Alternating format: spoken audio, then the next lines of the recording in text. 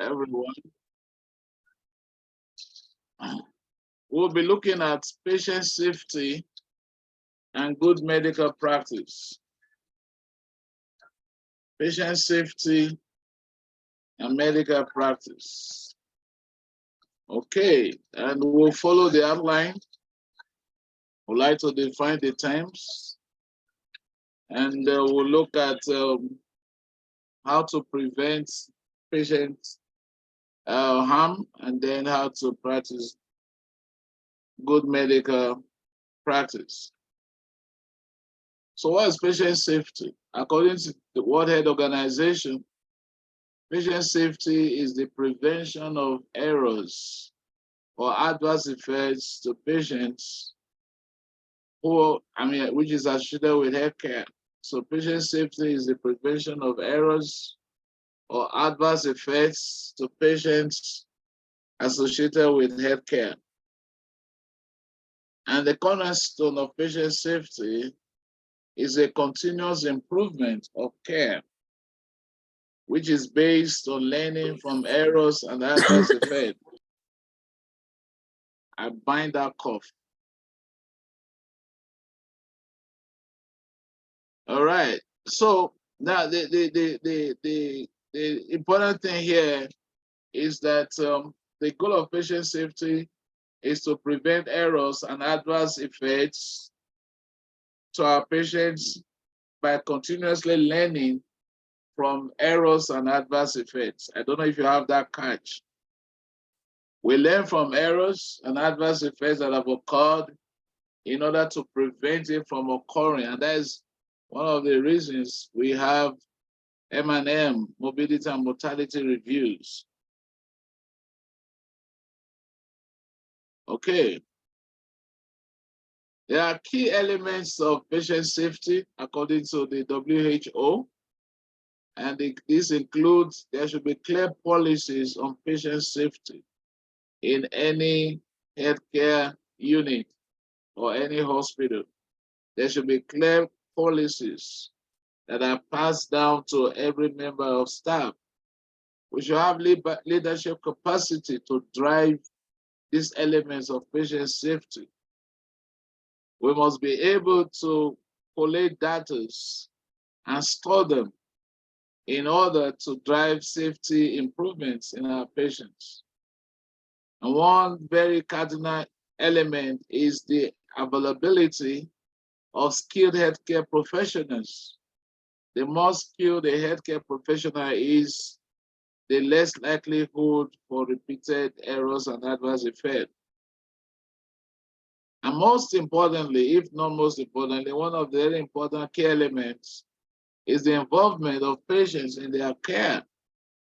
All right, this serves to improve patient safety greatly when patients themselves are involved in their care. There are some recognized patient safety concerns that I'm sure many of us are familiar with. Number one on the list here is medication errors, all right, whether by prescription or administration. And it's been found that they are a leading cause of avoidable injury and harm and costing globally an estimated $42 billion annually, medication errors.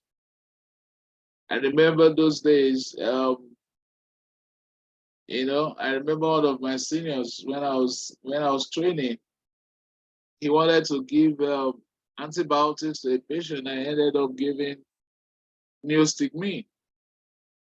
So medication errors arrive in medical practice and is one of the patient safety concerns that we should be aware of.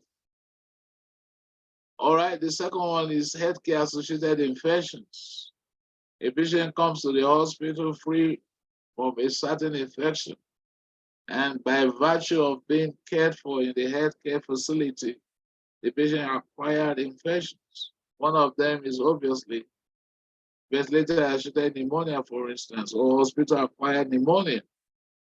And it's been found from data that it occurs in about 7 to 10 out of every 100 hospitalized patients. All right, and this is much. Unsafe surgical care procedures. How safe our surgical units are in terms of sterilization of equipment, in terms of barrier nursing. All right, and it's been estimated that about 7 million surgical patients suffer significant complications arising from unsafe surgical procedures. And out of this, 1 million die during or immediately following unsafe surgical procedures. Another patient safety concern is unsafe injection practices. And obviously, we know that this can lead to transmission of infections, including the dreaded HIV, hepatitis B and C.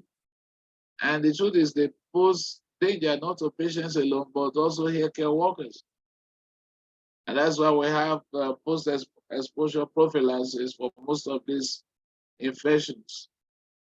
They account for a body of harm at estimated at 9.2 million years of life lost to disability and death worldwide, according to the Disability Adjusted Life Years program.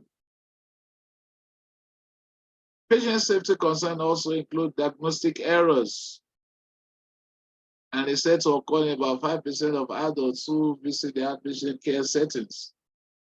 All right, and more than half of these diagnostic errors have the potential to cause severe harm, if not death.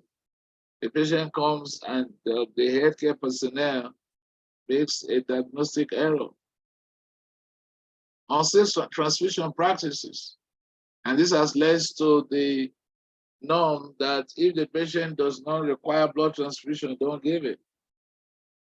And also, this has also led to the matrix of saying, if you must give patients, if you must transfuse patient with blood, why don't you use the patient's own blood? And this has given rise to patient blood donation and all that we're aware of. Data on adverse transfusions from a group of 21 countries showed that an incidence of 8.7 serious reactions per 100,000 distributed blood components.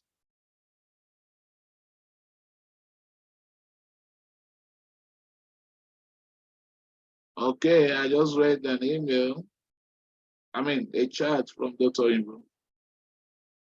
All right, radiation errors. This may include overexposure to radiation or wrong patient or wrong site identification.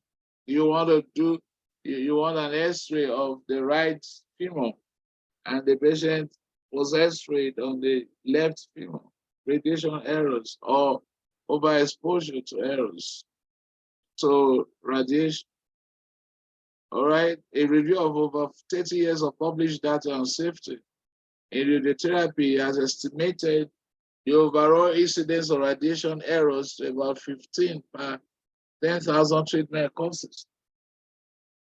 Okay, sepsis, which actually the problem here is failure to diagnose sepsis early, can actually lead to antibiotic resistance, which affects about 31 million people worldwide and causing about 5 million deaths per year.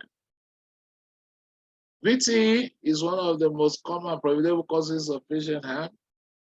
All right, and annually it's been estimated that it leads to about 3.9 million cases in high income countries. And you can imagine what happens in our environment, which has been estimated to be about 6 million cases. So patient safety concerns have led the WHO, the World Health Organization, all right, arising from 2002 at the World Congress to start initiatives of patient safety. And the first of those documented one was in 2004, where the WHO initiated World Alliance for Patient Safety. And it was there to facilitate the development of patient safety policy and practices across member states. I don't know how many of us remember this. I don't know how many of us were still in medical school. I remember some of this. Clean care is safer care. Clean care is safer care, which was introduced in 2005. All right, and the goal was to reduce healthcare associated infection by focusing on improved hand hygiene. And published 2 works on proper hand hygiene in the intensive care unit. One was observational, in which we observed healthcare practitioners coming into the ICU to look at their hand washing practices. And we found out that many of them, quite a greater percentage of these healthcare workers didn't wash their hands on arrival, but they did wash their hands afterwards. And it boils down to the question, were they more scared for themselves or for the patient? So clean care is safer care initiative. In 2008, I'm sure some of you will remember, Safe Surgery Saves Lives, Safe Surgery. And this was to mitigate unsafe surgical practices that we identified as one of the patient safety concerns in earlier sites. In 2017, medication without harm, all right? And this was geared towards reducing the level of severe and avoidable harm that are related to medications. All right, this can be due to medication errors in terms of medication types or dosages and all that. Currently, there's a global patient safety action plan. All right, and I want you to read this up. If my questions do come out in your exam, I will most likely want you to tell me about Global Patient Safety Action Plan of 2021 to 2030, because this is where we are right now. All right, the idea is for member states or countries to develop a framework, all right, on national action plans on patient safety, all right, as well as to align existing strategic instruments towards improving patient safety in our clinical and health-related issues. So I need you to do research. Where is Namibia in this Global Patient Safety Action Plan? It's important to situate this to our environment. What is our nation doing? Are there specific action plans that have been initiated? Are there ways to monitor the progress? Are there ways to also ensure that these action plans are complied with? And more importantly, who are the healthcare workers or who are the policymakers that were involved in developing our own national action plans on patient safety? I think it's a good research to look at. And Feni, you are in Oshakati, or maybe we should look for somebody in Vindu to go to the Ministry of Health and find out, where are we? I don't know, I really wish some people can take me serious and do this research for me. Global Patient Safety Action Plan 21-32. Where are we? That would be a very good research. Joseph, what do you think? No, I think it's good. Since the goal, I think it's a good initiative since it's for patient safety, and we don't really have much of data when it comes to Namibian medical system. Yeah. So I think it's a good one. Yeah. Nelao, are you free to just go to Ministry of Health or pay somebody to go and look for data and find out. Global Patient Safety Action Plan 2132. Where are we in Namibia? Okay, I will do that, Prof. Thank you. I chose you because I know I can handle you. Fanny, I won't be able to handle her. Joseph is taller than me. Naomi, yes, I should be able to handle Naomi. But all the other people, Oyinbo is taller than me. But you, Nala, we are in the same height range. So I wear heels, Prof. sorry? I wear heels, so I'm taller than you, but I'll do Jesus it. Christ. All right. But I think it's a good thing we should look at, guys. Nala, I know your house, I know your husband, I know your father. If you don't do this thing, we will Yeah, wear the same, we will I wear will the same deliver. high heel. We will wear the same high heel together. Okay, I will deliver, Prof. Thank you. I trust you. I don't know how many of us are aware of the Joint Commission International, JCI. They are accreditation body for health institutions. In fact, in Nigeria and most other parts of the world, it's a pride for you to have the accreditation certificate. Most people, when they advertise, they'll say we are JCI accredited. And JCI developed these international patient safety goals, all right, to help accredited organizations to address specific areas of concern as it relates to patient safety. All right, number one is that you need to identify patients correctly.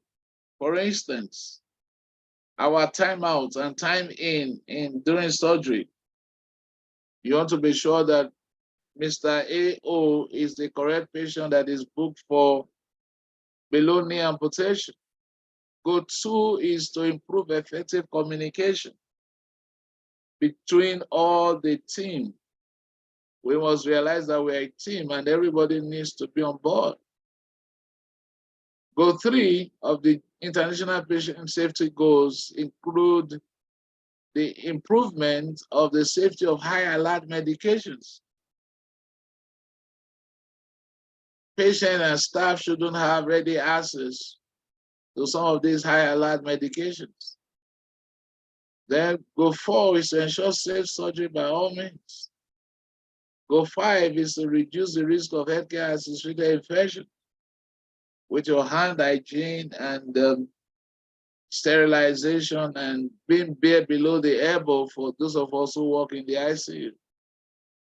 And number 6, which looks overlooked a lot of time, is the reduction of the risk of patient harm resulting from falls.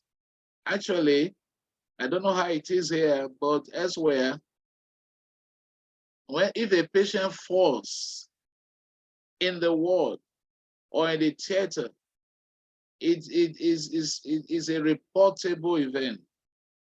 And everybody, the nurse, everybody will write. So JCI International Patient Safety Goals ensures that we reduce the risk of patient falling. Can I ask you, how many of you have ever witnessed patient fall under your care before? It may not be in the theater, it could also be in theater. How many of you have witnessed a patient fall before? And how was it like? Naomi? Yes, Prof. Have you ever witnessed a patient fall? No, Prof. Ah, you're a very good doctor. Kakololo, you have never seen a patient fall? I've seen almost falling patients, but they never fall. Hey, that means Vindo is doing well. Fanny, has any patient fallen or Shakati? Almost, but never fell. Joseph?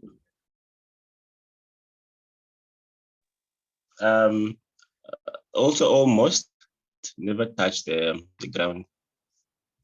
Okay. So it is a possibility, isn't it?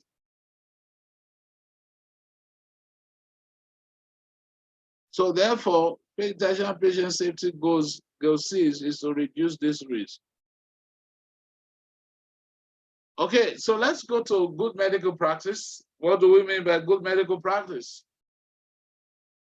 It means to uphold the ethical standards of medicine, to be committed to all the rules expected of you as a doctor, to be professional in your approach to clinical practice, and to know and balance the act and the science of medicine. And lastly, to maintain an appropriate balance between professional and social sphere of daily living. I like the last one. It's important in your practice to maintain an appropriate balance between your profession and your social life. Many people think that being a doctor, you neglect your social life. Penny, do you have a social life? Do you do sports? Do you have any recreational activities? Do you have time for holidays? These are part of good medical practice. Penny, what sports do you do? What recreational activities do you involve in? Prof, yeah, I try sometimes to play volleyball, Okay, great. but it has been a while. So you have not been practicing good medical practice. Joseph, how is your social life like? Or are you being consumed by Ahmed? Prof, I'm someone who is very socialite. But since Ahmed, all my activities has been shortcoming. The only thing I will do is take my dogs for a walk. Okay, Naomi, what social activities are you involved in? Are you maintaining the balance between professional and your social life? I'm drowning, Prof. There's no balance. There's no maintenance. So you are not practicing good medicine? No, Prof. From the look of things, we are overworked with clinical work. There's no time for balancing. Ish. You know why this is important? Because if that balance is not there, it will affect your optimal performance as a doctor. Don't you think so? I agree with you, Prof. Nello, when last did you go to Swakop to just sit by the beach? Sure. It's been, I don't know, so many years ago. Ish. Is Dr. Imbo with us, or you are still busy in cardiac? We want to hear your experience, Dr. Kakololo. Are you balancing your I professional? hardly do extracurricular things. Okay, my toddler keeps me busy. Your what? Toddler, child. Is that okay? Okay, maybe we should say that's your social life. Mm. Do you know that there was a study that was done? There was high divorce rate among some group of doctors. One of them, anesthetist, stopped it. How many of you have seen that study? Or you have heard about it? Anesthetists were part of the doctors' specialties that have balanced family life, leading to high divorce rate. How many of you have seen that before? Penny? I haven't, Prof. You need to check it out. I'm serious here. I'm serious. I'm serious here. So we need, for good medical practice, I'm emphasizing this, we need to maintain an appropriate balance between our professional and social lives. Prof, can I ask? Yes, go ahead. How do you balance your your practice now, Prof? Like when it comes to you, you're also very busy. How do I balance? Yeah, very good question. All right. One of the ways I balance my professional and social life is I have a very good communication with God. All right. When I mean social life, I mean everything else apart from profession. I find time to pray. I find time to study my Bible, and above all, that seems to help me to have a clear head. It's crazy out there. All right. And I run almost a 12-bedded ICU. And by the time I get to the last two patients, I'm exhausted, tired. But you need to find a way to refuel. I play tennis. I try to at least play twice a week. Because one of the things about good medical practice is to also for the doctors to look after our own health. All right. And there are so many other things. We need to be deliberate, and policies need to be put in place by all policy makers in terms of the management.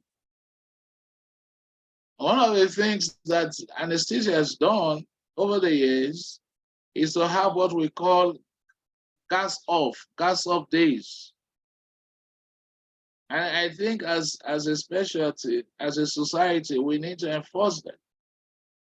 An anesthetist who was on call a night before should be let off the next day from all clinical anesthesia related work. That's one way to balance the professional social life.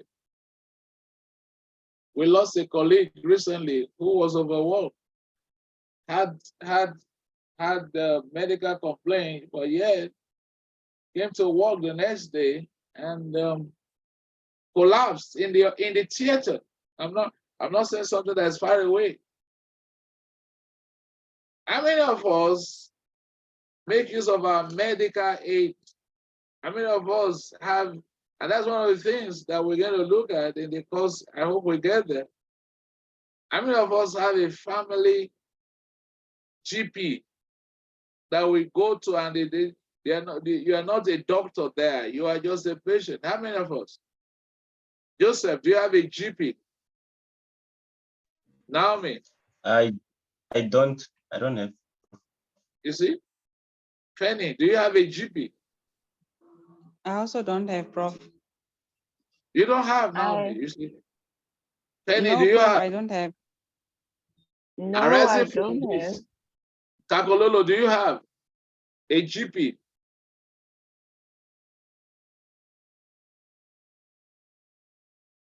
Takololo's daughter and toddler is taking her away. But are you understanding my emphasis? Can we make it a point of duty that each and every one of us should have a GP? Sometimes that fatigue, sometimes that cramps. You just go to the office of the GP and say, "Hey, doc, I'm coming." That little headache, and you allow the GP. So it's important. Are we following what I'm saying this afternoon or this evening? All right, the General Medical Council of the UK had 4 domains, all right, for good medical practice. Number 1 is knowledge, skills, and performance. Good medical practice entails acquisition of requisite knowledge, skills, and professional performance. The second domain is ensuring safety and quality of healthcare delivery.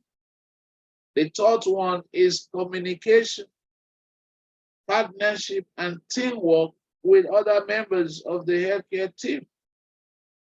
And the last domain is the need to maintain trust. And we're going to look at some of these things in terms of confidentiality, in terms of audacity contract. These are things that make good medical practice. Not just the stuff, but all of these domains must be within our practice before they can qualify as good medical practice. All right. So professionalism, like I mentioned, is the first domain. And an author described professionalism as a convenient shorthand term which describes the professional attributes that are required over and beyond simply having adequate knowledge of medicine or adequate procedural ability for effective medical practice that the community can trust. It is beyond knowing the indications for endotracheal intubation. It is beyond knowing how to perform laryngoscopy. We pride ourselves that that patient malampathy was 4. Kumalaeske was 4. I didn't see anything, but I managed to intubate at one attempt. That is good, but it's beyond that. Can the community where you practice trust you? Those days when we were growing up, there were 3 professions that were well respected. In fact, those days, your parents would send an erring child to either a doctor, a priest, or a lawyer, because those days were known as noble professions, because high standards were expected of them. So professionalism is key. It's beyond having adequate knowledge or adequate skill. It's something that cuts across one, good communication skills. Being empathic. I've seen, oh my God, some of us doctors, hey, if I was a patient, I don't want to see them because they lack empathy. So what's wrong with you? You know, especially in the labor ward, a woman is screaming in pain of labor. And you can hear some healthcare workers say, what is wrong with you? When you were doing it, was it not sweeting you? Am I the one that put you in this condition? Please don't disturb us, stop crying. How many of us have heard such things before? Penny, have you heard such things before? A pregnant woman being shouted at. Stop screaming. Am I the one that's responsible in putting you in this condition?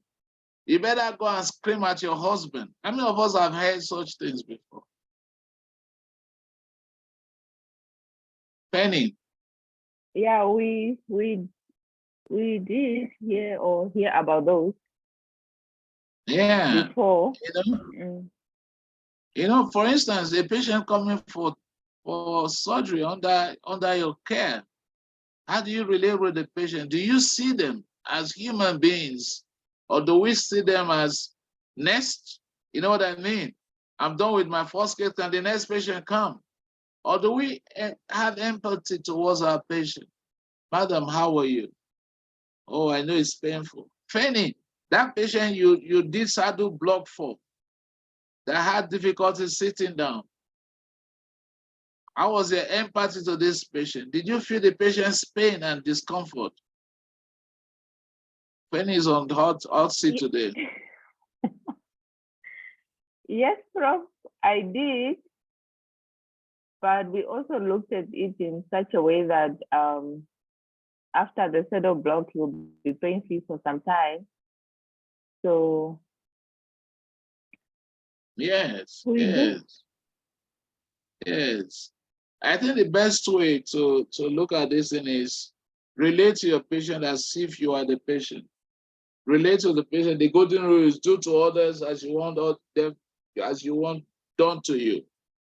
If you're that patient with acute abdomen being scheduled for surgery and the anesthetist comes, how will you want the anesthetist to relate with you?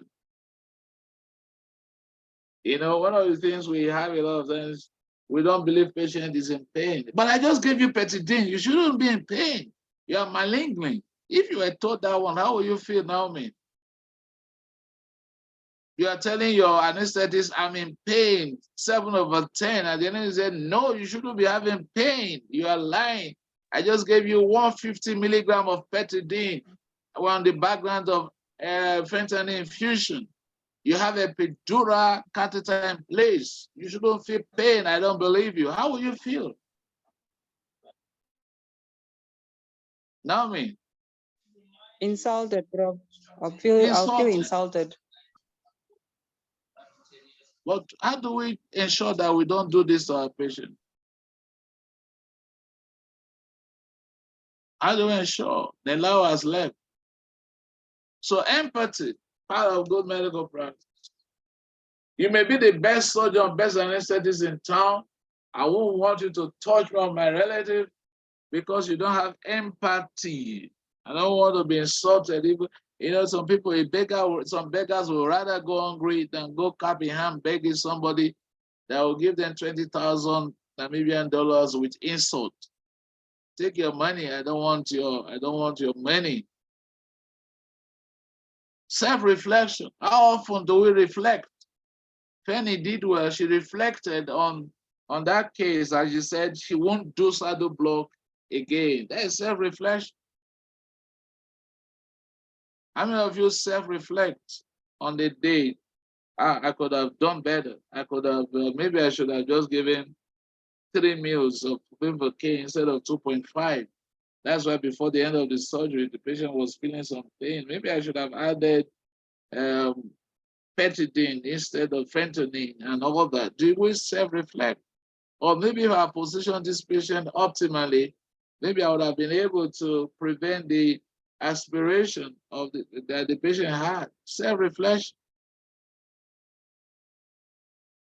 So this what is it called? This lecture is actually to engage us on how to ensure that we practice medicine the way it should be. Truthfulness.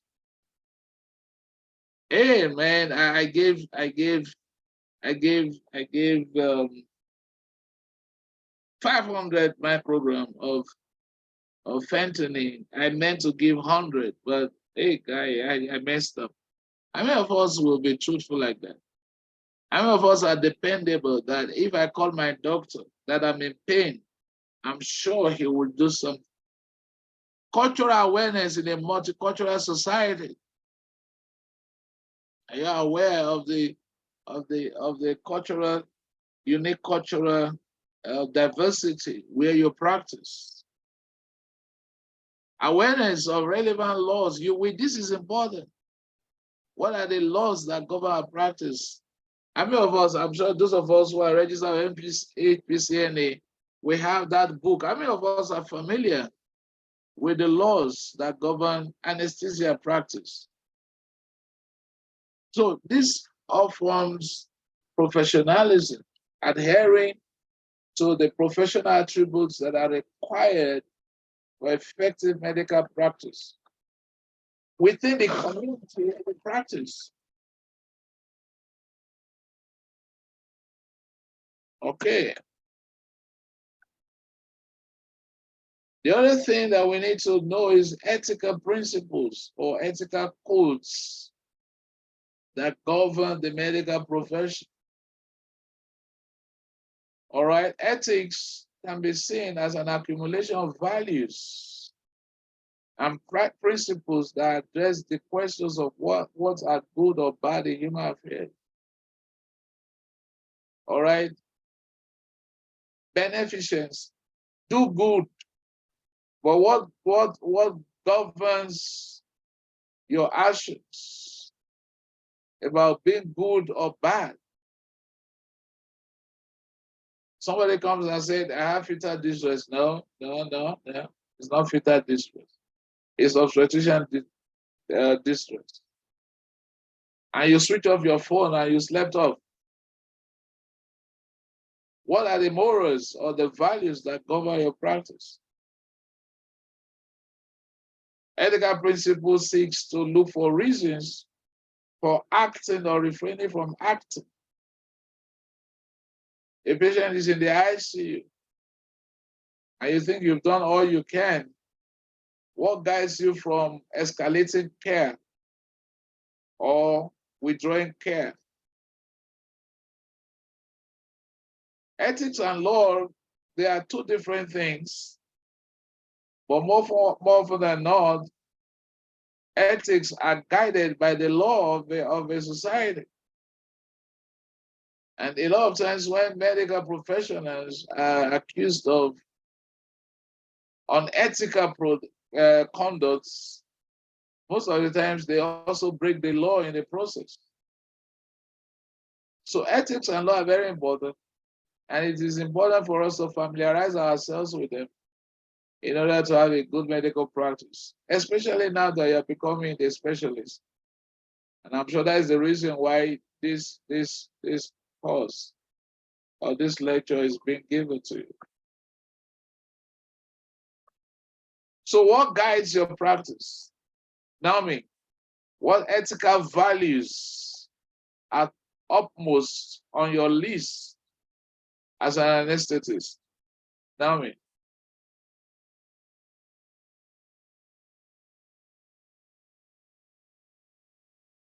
Naomi Van Veck.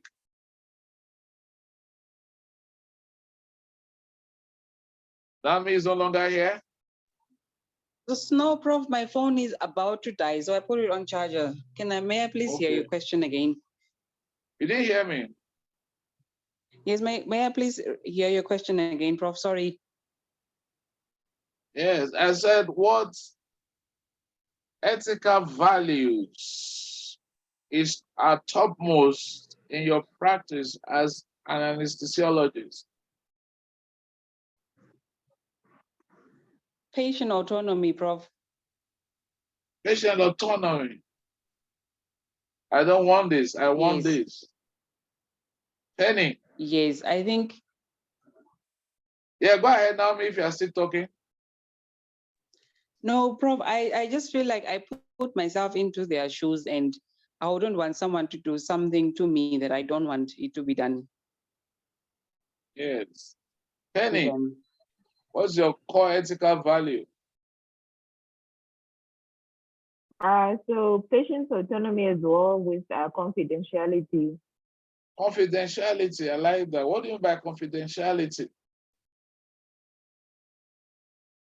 Like you don't reveal patient information to other patients or other people without their consent.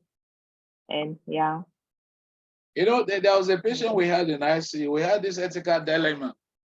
All right. This patient came, procured an abortion, went into sepsis, and the uterus had to be removed.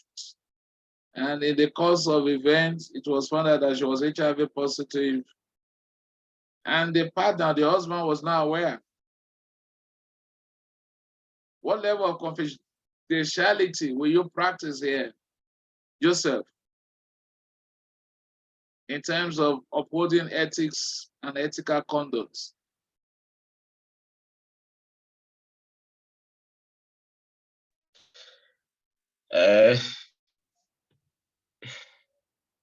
I think so, Prof, you said the husband was aware, right? And was not aware. He's not aware that the patient is. In fact, initially he was not even aware the patient was pregnant. So the patient went to procure an abortion, had septic abortion, led to problems. I'm telling you the true life story that we manage in our ICU, and ended up having hysterectomy. And on top of it, it was also discovered that she was HIV positive.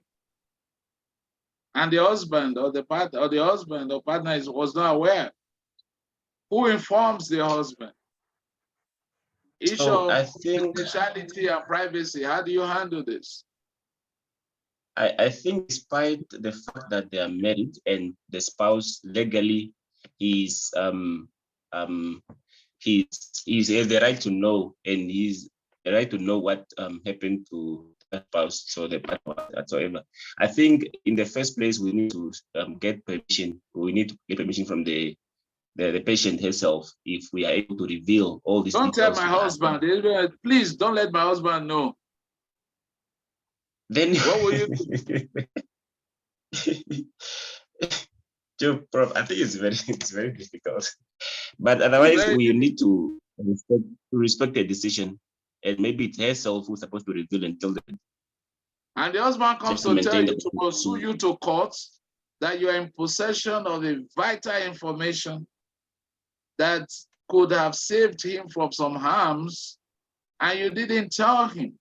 How will you handle that in the court of law? Firstly, the patient's rights and confidentialities prevail, and that's what I'm going to stick to. I'm not allowed to give ethical, legally, I'm not allowed to reveal anything to anyone else when it comes to this patient's condition. So the patient herself can able to give or give permission to give the information to the husband. I'm being governed by the ethical rules. The rights and the confidentiality of patients are respected. Okay. Naomi, do you think there's a difference between confidentiality and privacy?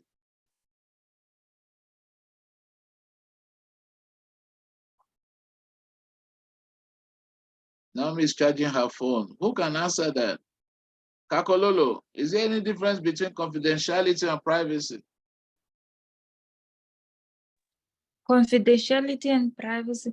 But okay, in case of this patient, I don't know what happened that the husband doesn't know, but still, I wouldn't, was the patient intubated?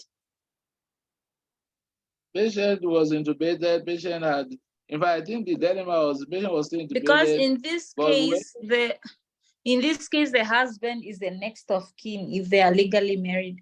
And he's the one who is supposed to sign for every other consent that she has to go to theater.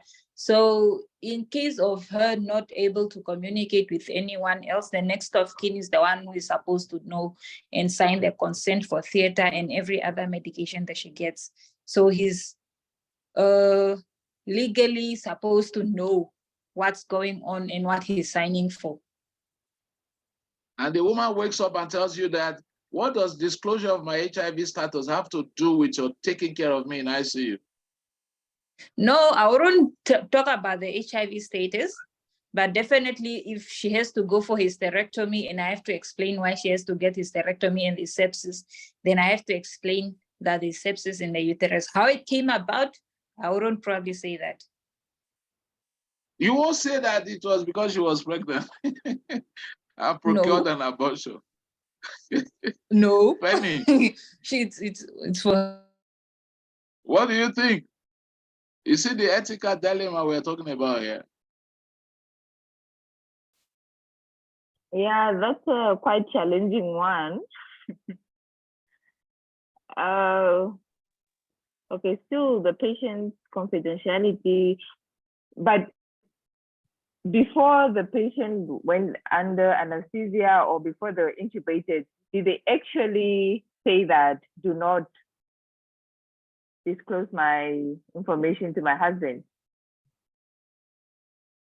No, they did. I think it was, I got involved because the patient came to ICU. So at that point in time, the patient, at that point in time, the patient was not awake. So the issue was, does this husband know?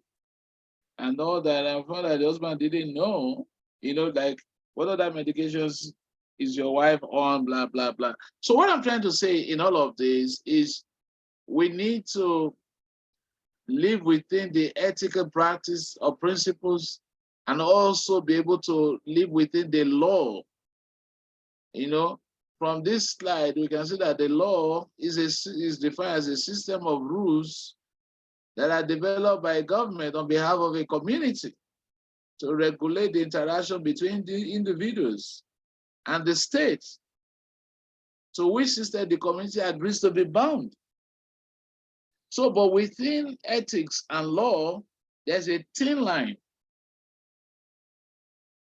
If you, like Joseph said, I will stay to the ethics of my profession,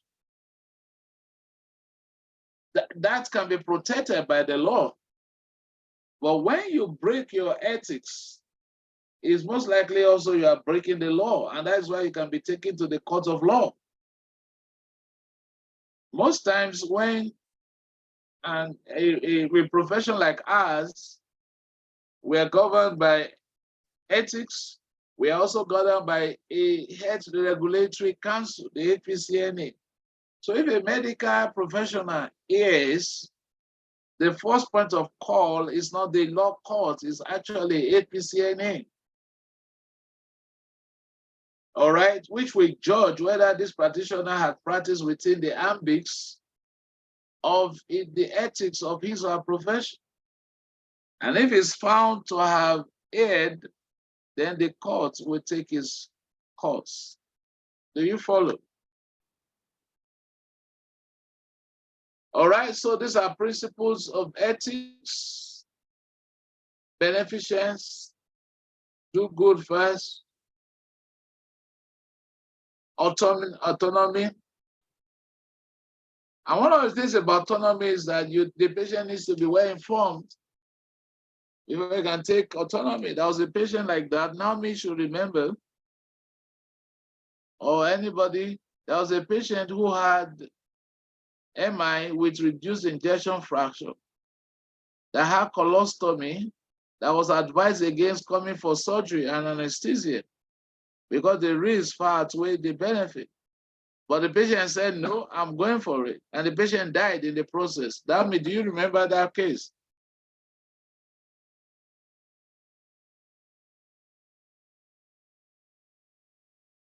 Dami is not here. All right, so it happens sometimes that a patient will respect patient's autonomy, but their decisions eventually does not all go well with them. In fact, the families were very upset, and a lot of doctors felt that the patient was selfish. He said, I can't cope with this colostomy back up and down. I better die trying to find solution to it than live with it. So where does autonomy comes in? Where does beneficency come in? These are issues that required very strong ethical debate. Does anybody want to say anything about that man who died because despite being informed of the consequences of surgery and anesthesia, he still opted for it and he died in the process? What do you have to say? Especially if the family approaches you and say, why did you put knife to our patient?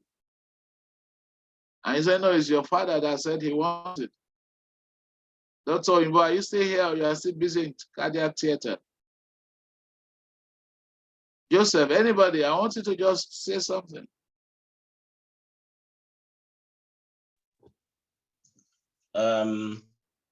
I think it's an adult patient, so, and mentally was able to consent. So if he was explaining the risk and the risk involved in the surgery and the whole process of anesthesia and surgery, and he understood very well, and then despite that he wanted to proceed with the surgery, then we one cannot actually go about that. So we just have to honor the patient's decisions to go ahead. And the relatives cannot actually object this because the patient was capable or able to consent, and it's an adult. So it's up to the patient as long as he explains the risks and the complications involved in this case. Okay, I think but the relatives, yeah, Dr. Imbo. Yeah, I think we should not forget that every time every surgery involves some level of risk. Even Yes. ordinary IND, even Yes. even spinal. People have given somebody a spinal before and they had a cardiac arrest. You have to be doing CPR before you came back. So I think once they are told and they choose to take the chance, it doesn't mean that they are 100% sure they will.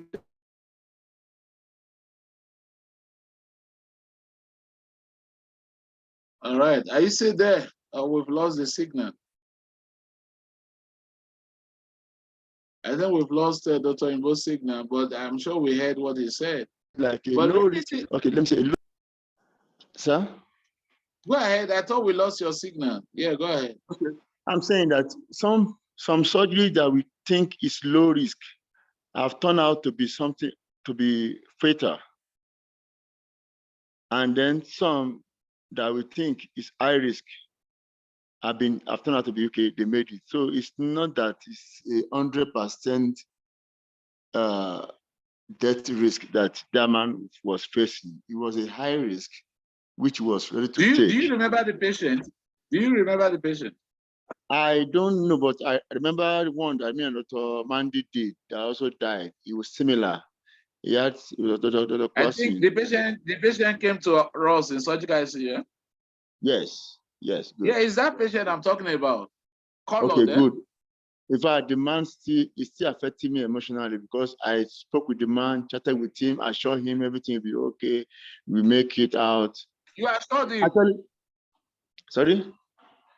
You assured him. Do you know why? Because initially the surgeons didn't tell us this surgery will last for more than 6 hours. They said 2 or 3 hours. They changed their plan on the bed.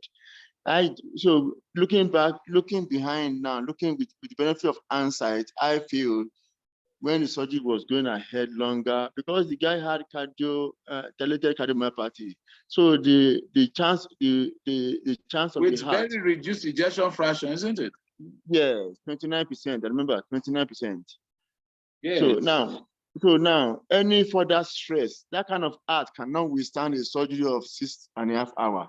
Almost 7 hours. It can't. So I feel the surgeon should have stuck to their initial information they gave us that this thing will not last more than 2 hours plus. No, but Dr. Imbo, when the surgeons were going higher, what did we do as anesthetist? Okay, that's the issue. You know, the surgeons here are bullies. They are what? Bullies. No, that shouldn't happen, Dr. Imbo. You are a specialist in few months. I had a boss now. You know, that I'm saying that is it has passed. If you know me, I don't allow anybody bully me when it comes to anesthesia. They can bully me elsewhere. I know. When it comes to my care, I put my foot down. Even you see the way I relate with them in ICU. You come here, you know, when it comes to work related, you don't. You know, even some of those ones that are called bullies, by God's grace, I put them in their shoes because this has to do with patient care. I understand, but you told me 2 hours and we explained the risk to this patient. Now you have gone into the area of maleficency. You are causing this patient a stress that the heart can't withhold or withstand with an ejection fraction of 29%. And you know the relatives. Why I'm bringing this issue up? You know the relative came to ICU, and they were, I mean, how do I put it? Saying that and the man was the head of the family, and they felt that, in fact, the conclusion then was that the man was selfish. He wanted to die, and that's why he consented to the surgery. And it was a loss to the family members. The man who has died, but the void was given to the family members. So I'm just bringing practical discussion for us to appreciate the issue of ethics and good medical practice. Actually, the case was discussed with the visitors from even abroad, and they also said that it's like we look at the surgery, we didn't look that the surgery is not straightforward, seemingly, but also the risk of the comorbidity was high risk. I don't want to hear discuss. Sorry, Dr. Imbo, my apologies. I don't want to hear discuss with people from abroad. Our decision here, their decision is not better than ours. Post-mortem. No, I mean post-mortem, not before, post-mortem. Yes, their decision, whatever they do is not superior to what we do here. No, I was just trying to give another angle. And sorry, guys, maybe this is an opportunity to say this. Whatever it is, because they are from wherever, their decision, their opinion is not superior to those of us who are here. I'm not talking about me, I'm talking about us generally. And we should get that clear.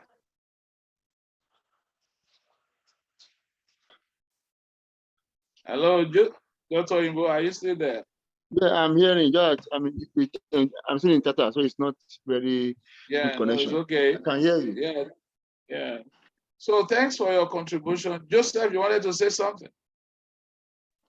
Yeah, but I think Prof said everything already. I just wanted to say, like in this case now, in this incident whereby it's a high-risk patient with these comorbidities, who are at risk of major adverse cardiac events perioperatively, and then they were told the risk, but despite that, they still want to go ahead with the surgery. Can one consult the family and just inform them and discuss with them that that's the situation, so that they can be aware? It's not for them to convince the patient not to take surgery anyway. I'm just saying, like, can one involve the family in such cases? Yes. Make it like a social, Yes. it's kind of like a social Yes. element.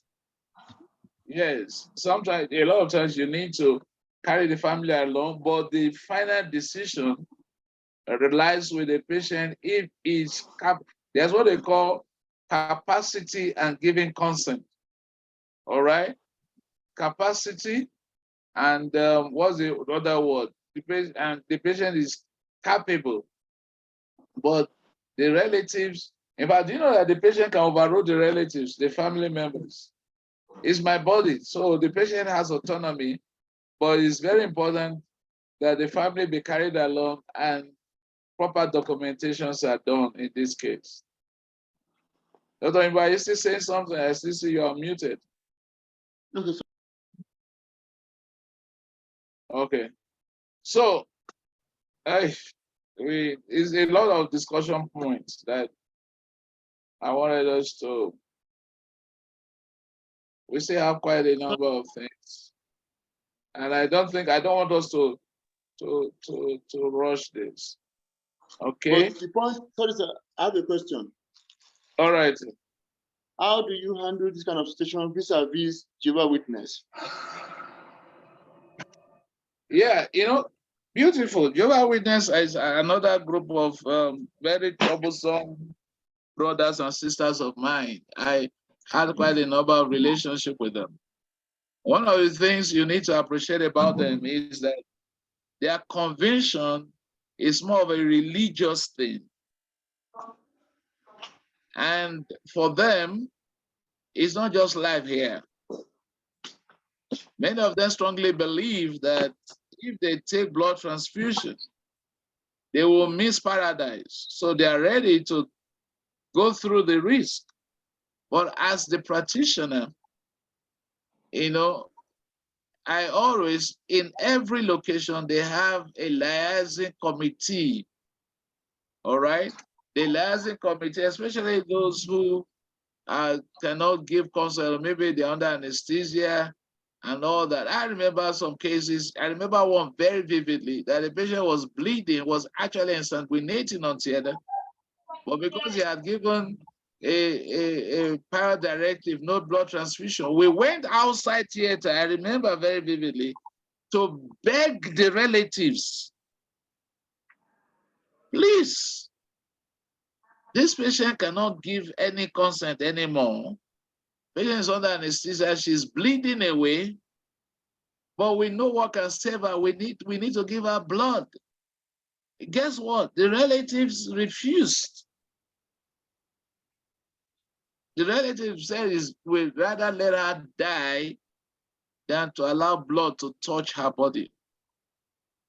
So it's of a religious kind of conviction. But what guides us or what protects you as a practitioner is to ensure that there are documentations and their liaison officer, they always have, in fact, when they are undergoing surgery, the liaison committee members are usually around to ensure that the prior directive of their members is adhered to. And if there's going to be any change, if the patient cannot give any consent anymore, the liaison committee members are usually the last resort, and the family members.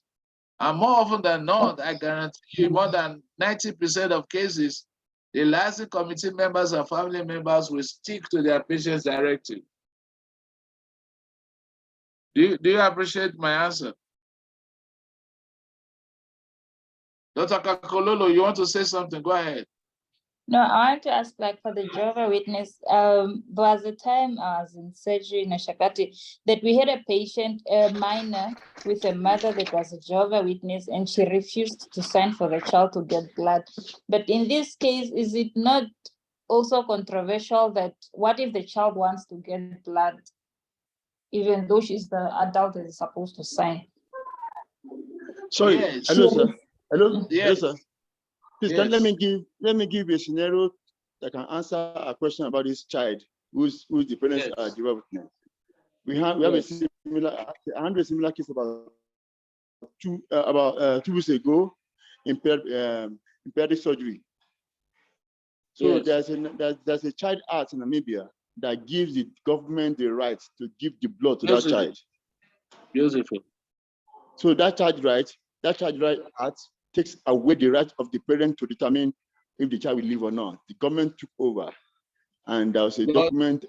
I can forward the But act. you know, Dr. Imbo, before you do that, excuse me, you need to get a law court to quickly sign for you to give that blood. You won't just give it because there's a child act.